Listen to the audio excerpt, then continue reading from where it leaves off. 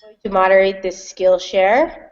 And I am happy to introduce Happy, who will talk about facilitation best practices today.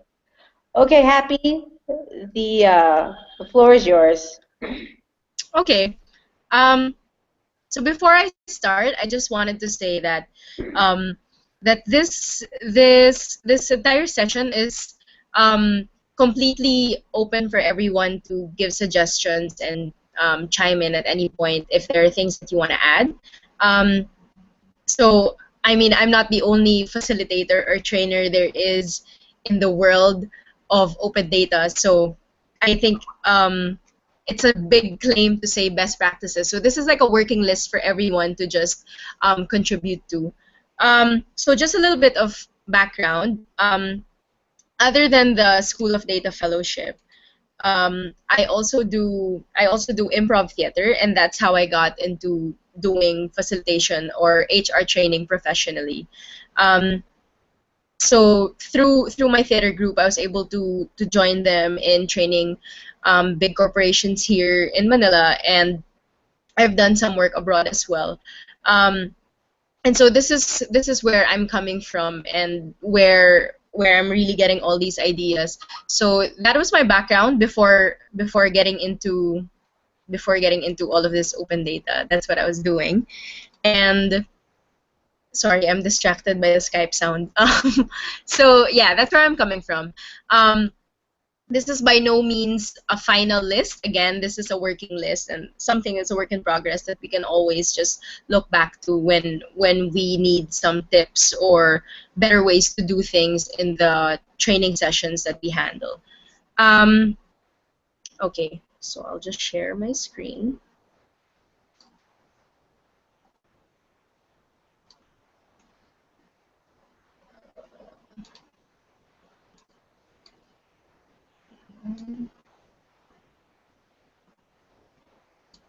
Okay, can you see this?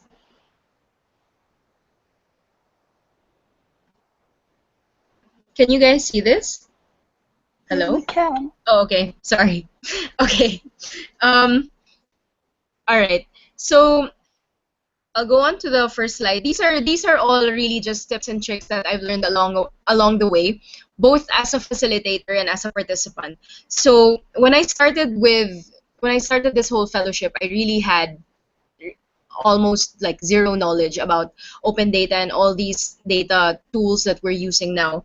And so from all the training sessions or conferences that I've attended, these are things I've picked up along the way, as well as the things that I do as a facilitator for my NGO and when we do this professionally with my theater group. So first, um, this is a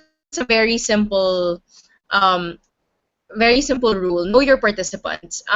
Sometimes we forget. So like this, for example, we get so caught up in making our presentation and wanting it to be perfect and everything, and looking for all these like looking for the dirty data that we want to use and things like that, that we forget that we're actually here to teach a bunch of people and to make sure that these people understand it. So when I mean know your participants, this doesn't just mean knowing what they are and what they do professionally, but how they behave as learners. So a good time to do this is probably before your training session starts.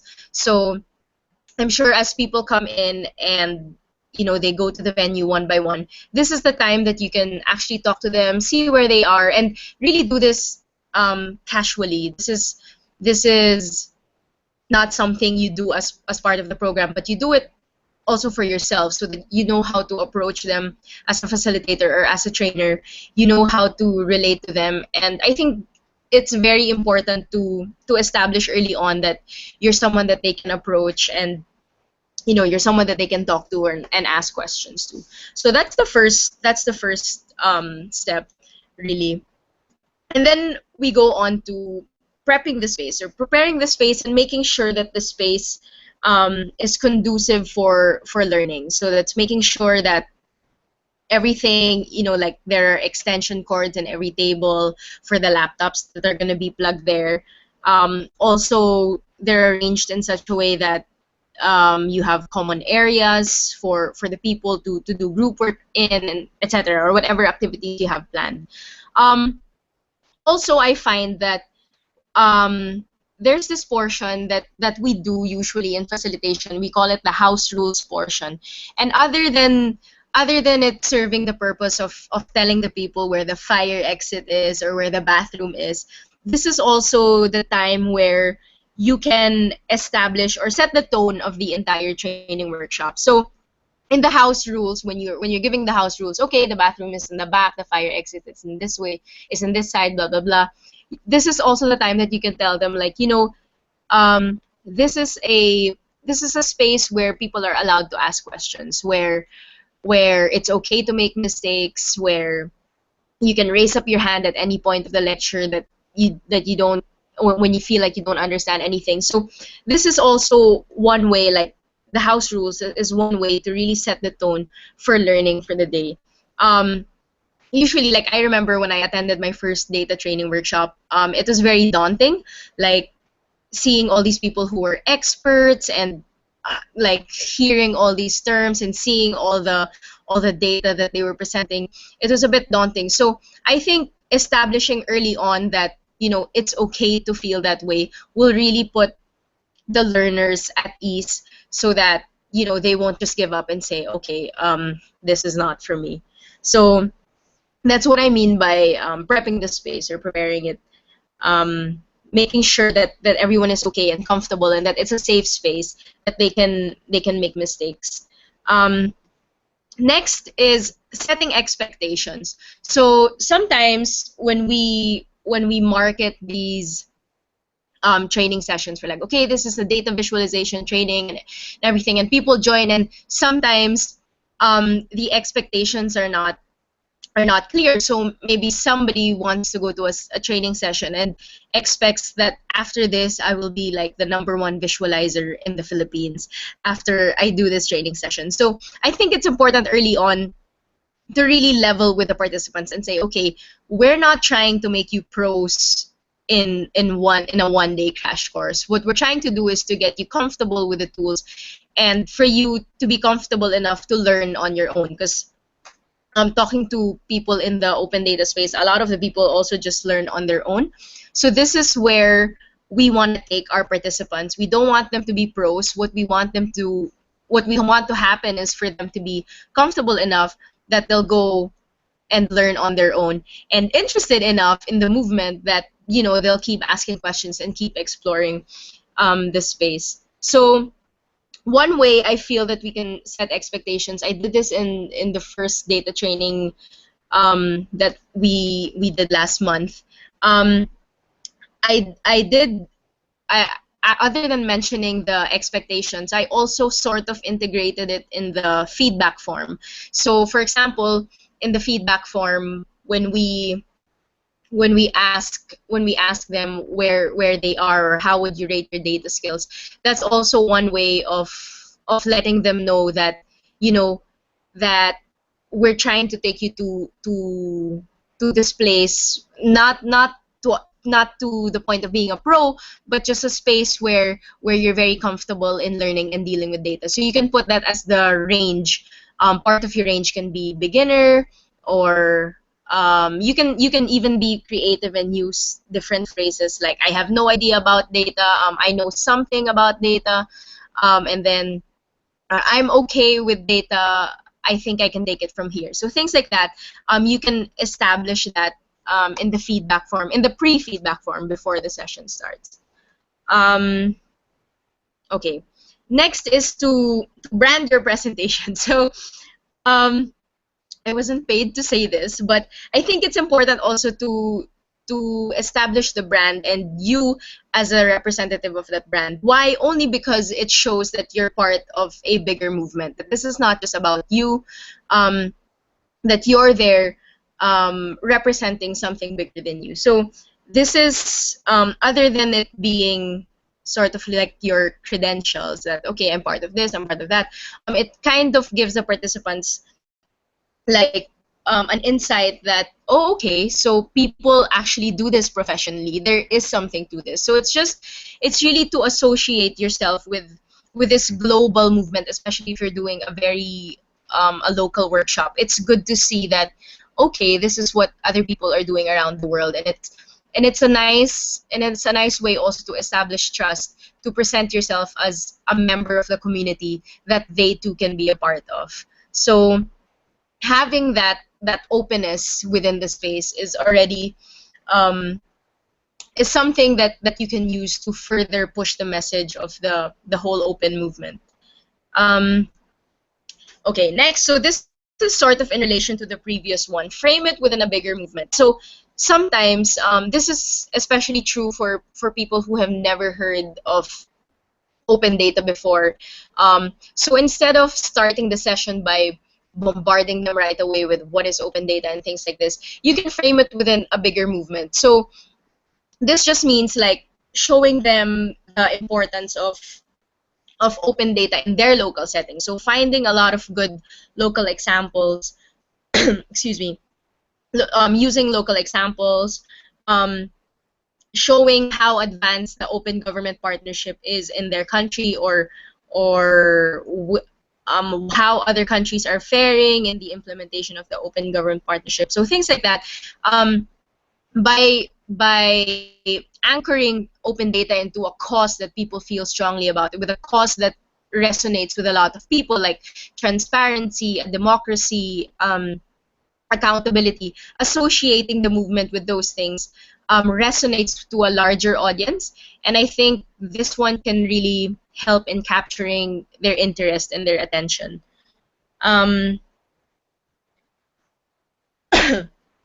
Okay, so when you gauge how your participants are, you can sort of create other channels for them to speak up. So I'm not sure if sorry, like with the unconference model or the open space technology model that people usually use in conferences, they usually have this like freedom wall where people can write down their questions or write down words that they just learned. So, or sometimes you also have it in a digital space, so people say, okay, tweet this and use the hashtag blah blah blah for your feedback. I think it's important to have this also, because it establishes again that the space is very open, that the advocacy and the movement that you're pushing for is actually being implemented in the way you're teaching as well. So that, you know, this opens up more channels for collaboration as well. So if people are not so outgoing that they don't really want to speak in front of a lot of people, this is one way that you can get them to speak up. I've also seen this way. I've also seen people use this method for getting their feedback. So if you want to see instant feedback, sometimes people just put up a board, and then they put, this side is for the things that you like, this side is for the things that you don't like, and then you just post your feedback there. So that's one useful way for you to get instant feedback without forcing people to fill up Google Forms. Okay. Also, in your presentation itself, you can sort of already hint at the whole bigger movement of open data and open governance by the small elements in your presentation that you probably don't notice, or you think people don't notice. But sometimes these small things give people a glimpse into something bigger. So I remember the first data training workshop I attended. I observed how amazing each slide had their source cited, and for me it really gave me a glimpse of the kind of discipline that you have, or the kind of people that are behind it. That this is all open source, people like to share. There are so many things you can do with things that are open licensed. So using those small elements, like fonts, for examples, fonts with open licenses and images with open licenses, I think though it's a small thing, it can actually have a huge impact without you knowing it. And so when you use these elements in your presentation, you can also mention it, so that, you know, there's that wow factor, like, oh, cool, this community is so cool, they share with each other. Excuse me. Um, the next is to get interactive. Um, so for example, I've been to a lot of workshops and presentations where they make you do group work, or they make you walk around um, and see what each group is doing. So I think that's also important for you to establish that, you know, that it's not just about you, that they are capable to learn on their own as well. So by giving them the chance to do that, um, I think that helps in the learning as well. So group work is good. Also, I've seen in presentations, they have like short pop quizzes within the presentations. So they'll flash a kind of data set, and then the participants will have to say if it's open or closed. So things like that, just to make sure and just to check up that you guys are on the same page and that all of you are learning together. And yeah, and to make sure that they're not falling asleep in their tables. Okay, another one is to mind your jargon. Again, this is only for the purpose of, I know we cannot avoid using jargon at all, but I think if we really want to, you know, make people feel comfortable with the whole concept of data and not get scared of it and run away from it, um, we really have to make sure that they feel that it's okay that they don't know what it means. So I found that a lot with me, for example, when I was in the Open Knowledge Festival, people were talking about things I didn't understand, and you know, I'd automatically just switch off and leave because I would feel that, okay, this is not for me. So keeping that in mind, or at least establishing that, you know, that it's okay to ask questions if you don't know what the people are talking about. I think that's very important. I remember Kodrina did this during the summer camp, because I remember I was totally clueless about what an API was, and she raised up her hand and said, okay, maybe not everybody knows what an API was. And I thought that was very important. You can use this also to establish more rapport with your participants. Excuse me. For my data training session with Sam, for example, we cut up small red pieces of paper. So there were strips of red paper, and every time we said jargon, or every time they didn't understand Sam's British accent, they would just raise it up and, you know, wave it. So that's like one interactive way of getting them to ask questions if they were ashamed to ask questions. You know, it was the action was something fun, so they didn't seem like it was something embarrassing to not understand what people were talking about. Next is you're not the only expert. So again, the reason also why I use the term facilitator and not trainer is because you're really there. Like, yes, you are imparting some knowledge, but you're also there to facilitate the emergence of new knowledge. So sometimes the participants you'll have will be more experienced than you, or have such a diverse and rich experience. And I think that's very important to draw from as well, to make sure that whatever it is you're talking about will be real to them.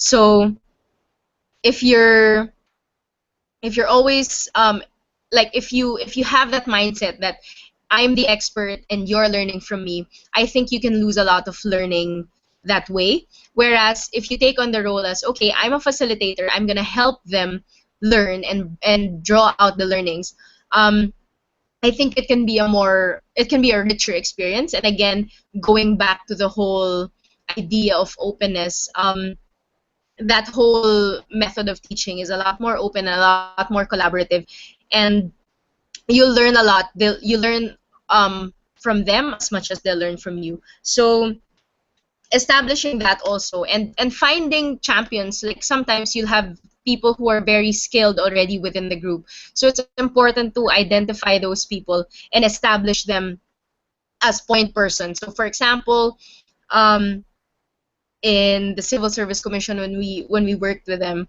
one person was very good with her Excel skills. So, you know, we established that she was the one that you should go to if you had problems. So it's good to find a champion within groups and establishing them as another point person or as another expert within the group, that it's not just you, that they are very well capable of being experts as well. Um,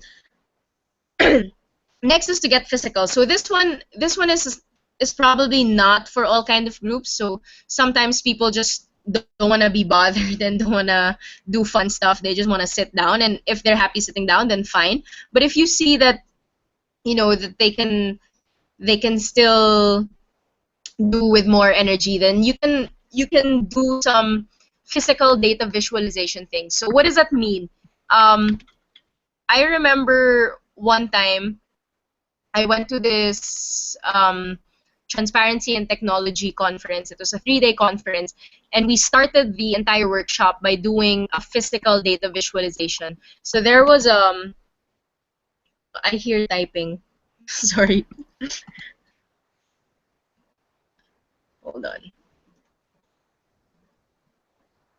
What does the typing say? Am I talking too fast?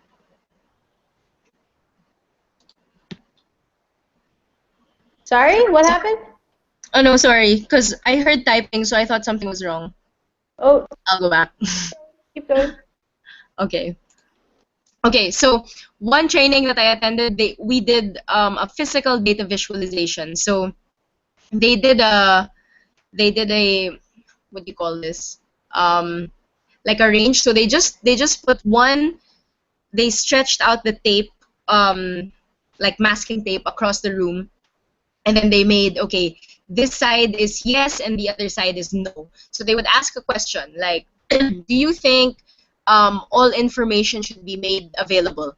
And then those who think yes will go to one side, those who think no will go to the other side. If you're somewhere in the middle, then you go in the middle. So it represented the range of opinions that a group of people can have. And doing these physical data visualization activities, I think it is very powerful. So it's a good introductory thing to do. Like, especially if the participants don't know each other, it's good to see and get and to use this activity as well for people to get to know each other. And at the same time, you're sort of priming them into the whole idea of data visualization, for example, or the importance of data in general. So that's one thing we can use, especially for a group that that are like kinesthetic learners and not just people who like to sit down and listen. Okay, next is to package your message to the audience. So for me, for example, I deal with different kinds of audiences. Like for my NGO, I deal with a lot of students, and I deal also separately with government. So when you're talking to them, the interests are different, and you kind of have to package like open data differently for each kind of audience. So for example, if I'm talking to government, I framed it in such a way that, okay, open data is actually in compliance with the open government partnership which we signed. So you can cite a lot of legislation that these are things that they have to comply with as part of the open government partnership. Another thing is because you want them to like the idea of open data. So you don't want them to see it as something that's an added thing for them to do. But if you show them that open data can actually make their lives easier, and that you actually share the burden of governance with everyone if you start opening up your data sets, then showing it and presenting it to them that way is a lot better. So sometimes government offices are very wary of transparency efforts. They feel like they're just being scrutinized or that people will just criticize them. But if you present it to them as an avenue for collaboration or an avenue for innovation, and for them to have less work on the plate because people will be doing the visualization for them, things like that, I think that's a more productive and constructive way to approach it. Next is to share your resources. So I'm sure a lot of you are already doing this, but again, to reinforce the whole idea that this is a community of learners. This is a community where people are allowed to ask questions and to share things given the right licenses. I think you can start it by doing this. So after the whole workshop, you can go around and give out the resources, or just post your links online, or if they ask it for you on Twitter, you have to answer back. So I think this is one way you can introduce that whole idea that this is a community where people are allowed to share things and ask questions. Lastly, debrief with your co-facilitator. So if you're doing this with someone else, or you're doing this with other people helping you out, I think it's important to do a debrief after every session. So the picture here, this is from the School of Data Summer Camp. Those were our 2 facilitators, and actually I didn't even know I had this photo, but I found it while looking for photos that I could use for this presentation. Debriefing with your co-facilitator is really important so that you know how to improve for the next time that you do it. The method is simple, really, like how we do it with facilitation teams. What I've seen is you just ask the question, what worked and what can be improved. So you start by, writing all the elements. Even if you think it's small, they will matter, and those are the things that you might forget. So regardless of how small it is, even whatever it is you were wearing, if you think that it worked, that you dressed up properly so that people could take you seriously, you write it down so that you repeat the good habits. So answering that question, what worked, and going through all the elements from the smallest details to the biggest details is very important. And then secondly, you ask the question, what can I improve, or what can I change, or what can I change rather. So asking that question will actually help you move forward. So if you feel that, okay, this session didn't really go well, by identifying those 2 things, that what worked and what didn't, is already a step in moving forward and making sure that your next training will be better than the last one that you had. So this is something that that not everybody does, but I think is very important. It's one way where you can really learn and make sure that it helps you really have that checklist in your mind and say, okay, the next training, this is what I have to do because this is what works. So it's a really good way to refine whatever sessions that you handle. And that's it.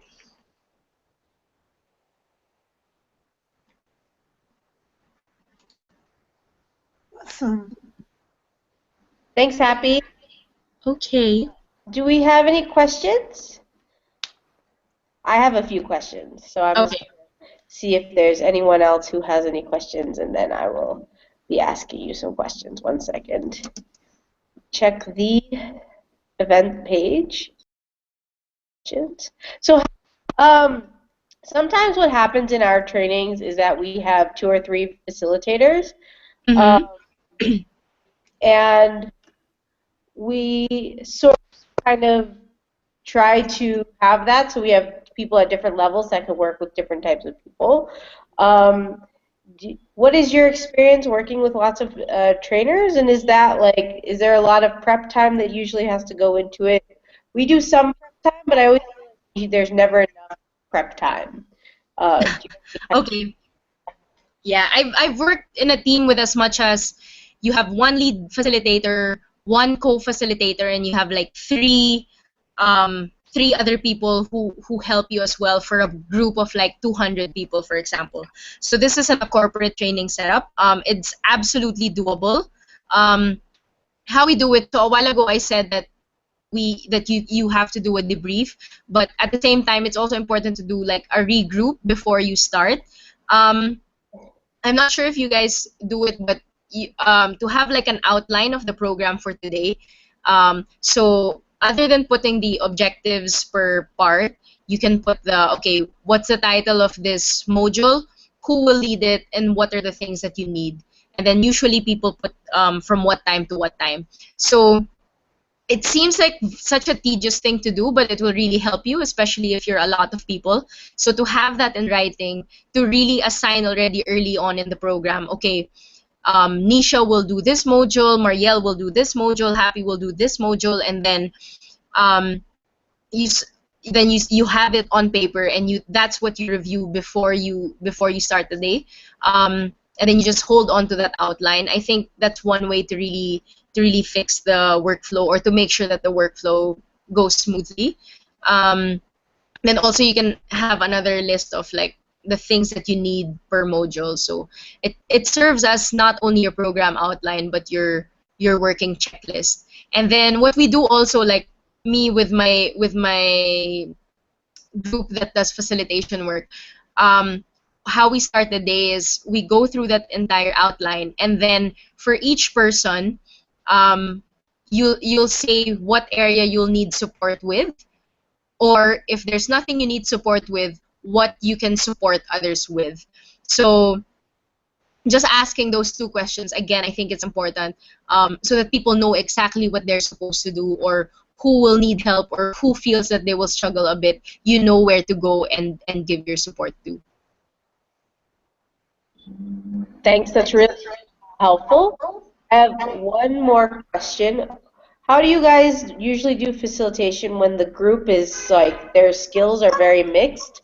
Like you might have like very beginners with people who are more intermediate, and you don't really know how to split them because maybe you're doing the presentation. Do you usually kind of find middle ground, or one, or kind of say we'll do beginners later, or something along those lines?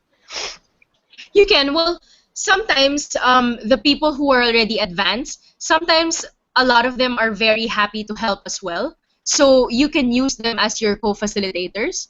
That's if they want to do it. But if they want to be in that session to learn some more, then probably you can separate them and do a separate session with them. But usually, like from my experience, these people are really, like, they want to be experts too. So it's important to point that out, and then you get them and use them as your co-facilitator. They can even help you go around and make sure those that are in the basic level are up to par. So you can use them as an extra hand, but of course they have to be okay with that. Awesome. Okay, Mariel has a question. She asks, what are your goals as a facilitator for next year, and how do you decide them? Well, for me, not just as a facilitator, but also as a fellow. So even if the fellowship is ending, I think I'd like to do more training sessions on open data or open governance, just to get people talking about it. So sometimes you meet people, they're right away afraid, like, oh, data, like that's not my thing. I'm not a data scientist. But what they don't realize is that they have the skill set for it. Like they're asking the right questions. They're into the whole transparency and accountability thing. So yeah, that I feel that I wanna go out some more and keep doing this, and tapping a larger audience and a mixed group of people, from students to more government offices and to other NGOs as well. Okay, we have one question on the event page from Nikki. Are there any facilitation techniques you've used in the past? You've gone through a few ideas, but can you go through some like really specific techniques, maybe like a good example from one of the more successful or one of the not more successful workshops? Okay. One technique. Okay. Well, this one is okay. I'm not sure how to explain it without being there with you guys, but okay, I'll try. So what I find is that when people are doing activities, or are really getting physical, or doing like a game, the idea or whatever it is you're trying to impart will really stick with them. So last week I did like this talk about my NGO and about transparency and things like that. And I kind of had I did an activity. It was more like a game.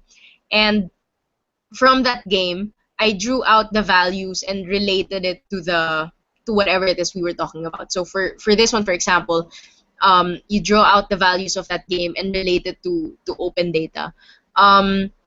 So that's one thing that we use. We do a lot of activities, we do a lot of games. Again, because our background is improv, that's what we always like to do.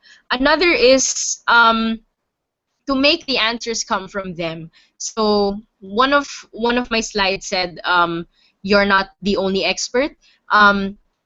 So sometimes it really helps, and I think it has a good impact when the participants themselves are answering their own questions. So sometimes they know the answer already. You just have to draw it out from them by just asking more probing questions. And they like it, and you can really see, like, when the participants themselves figure it out, like, the returns are just much bigger and they remember the lesson even more. And then, yeah, and it's really nice to see also them talking about it themselves. So yeah, sometimes just shutting up and listening to the participants and getting them to answer their own questions really works. Awesome. Thanks, Happy. Are there any more questions? Let me refresh the page.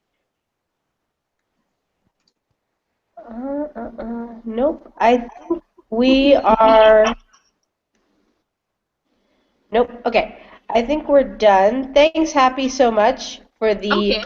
presentation. It was really helpful and really informative. And this will be up on Open Knowledge Foundation's YouTube channel. And there will be a blog post with the PPT. So stay tuned. Cool. See ya.